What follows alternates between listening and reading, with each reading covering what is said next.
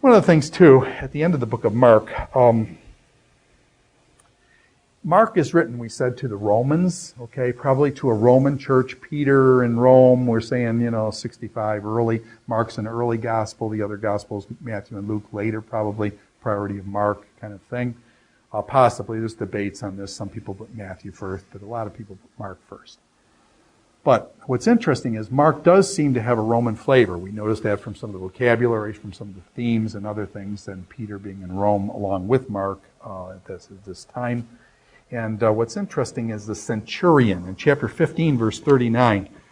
Mark picks up at the crucifixion of Jesus. At the crucifixion of Jesus, basically the disciples, Peter's going off saying, I don't know the man, denying that he knew him. Judas betrays Jesus and things. Who comes through in the book of Mark? Well, if you're writing to the Romans, who do you want to come through? So the centurion, in chapter 15, verse 39, it says, and when the centurion who stood there in front of Jesus. Now here's Jesus dying on the cross. This centurion, that guy's a centurion. He's over 100 guys. He's probably crucified. How many people would you think he'd crucified? This guy has seen crucifixion after crucifixion. He crucified 2 guys on the side, one on each side of Jesus. So this guy's been around the block. He's seen crucifixions before.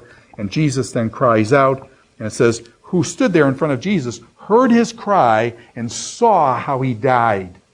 Now the centurion probably saw hundreds and hundreds of people die. So he knew this, but when he sees Jesus and he saw how he died, here's the conclusion of the centurion. Surely this man was the Son of God. Surely this man was the Son of God. So here you have a Roman centurion who gets it. He understands. A Roman centurion understands. Do you see how that would go over well? You're writing to a Roman community. Who gets it? The disciples don't get it. They're out in the boat with Jesus. They still don't get it after they've eaten the food, the fish, and the bread. They still don't get it. Over and over and over again. The disciples are fearful, and they don't understand, and they don't have faith. And here's this Roman centurion. Here's Jesus. Doesn't hear all his elaborate teachings. Doesn't see his great miracles and stuff. He sees this Jesus die. And when he saw how he died, the guy said, this man is the Son of God. It's the Roman centurion that gets it in the book of Mark. And so that, again, shows you the kind of Roman flavor of the book. In other words, that the Roman centurion is the one who finally gets it, more so than the other people. So, the end of the book is interesting, too, and we'll come back to this later when we look at it. But the fear and flight of the women at the end of the book of Mark ends really abruptly in chapter 16, verse 8. We're going to show that there's a textual variant, and if you've got an NIV or any modern translation, ESV, RSV, you'll notice that there's a break line right after chapter 16, verse 8. And it ends really abruptly, and that's why a lot of people think that, some people think the last page just fell off of the book of Mark, but some people think that the book actually ended there, but it was such an abrupt ending that the women were fearful and terrified. But we've seen that theme of fear and terror and lack of faith thing coming up so many times in the book of Mark. It's just interesting. And you wonder if these themes are being tied together. And so I want to kind of... Actually, let me just tell you my theory now. And this is something I wonder about. I'm making this up. It's just how I think about it. So the end of the book ends, and we've seen the disciples fearful with the boat and the things, and Jesus rebuking them for the lack of fear and faith. And then at the end of the book, you get that Jesus rises from the dead. These women are terrified to go to the tomb. The tomb's empty. What's going on here? And the women freak out, and basically the fear and end. And then the book ends, just bam, at verse 8. This longer ending kind of smooths it out. The longer ending kind of smooths it out. But if you take, and their best manuscripts do not have the end of verse 8, the women are fearful and terrified. And I wonder whether Mark is making an apologetic for himself. That Mark on the first missionary journey, do you remember we said there was this big conflict between Mark and Paul? And John Mark went with Barnabas and Paul on the first missionary journey. And when they got to Perga in Turkey, John Mark takes off. It was such a big deal that Paul said on the second missionary journey, I will not go with John Mark. Over my dead body, I'm going out with him again. And so Paul actually breaks his relationship with Barnabas. Now Barnabas, we had a kind of a band of brothers idea there. Barnabas and Paul had seen death together. Paul had been stoned to the point of death in some of these towns up in in the middle of Turkey there in Asia Minor. And Barnabas had been with them through all this, and their relationship broke up over this John Mark thing. And I wonder whether John Mark, that one of the things that he faced was this fear and terror. And maybe that's too why he mentions the wild animals. Jesus out in the wilderness with the wild animals. But there was this kind of fearful aspect to him. And so he portrays that theme then through the book of the disciples being afraid, various people. And then he concludes with these women being afraid.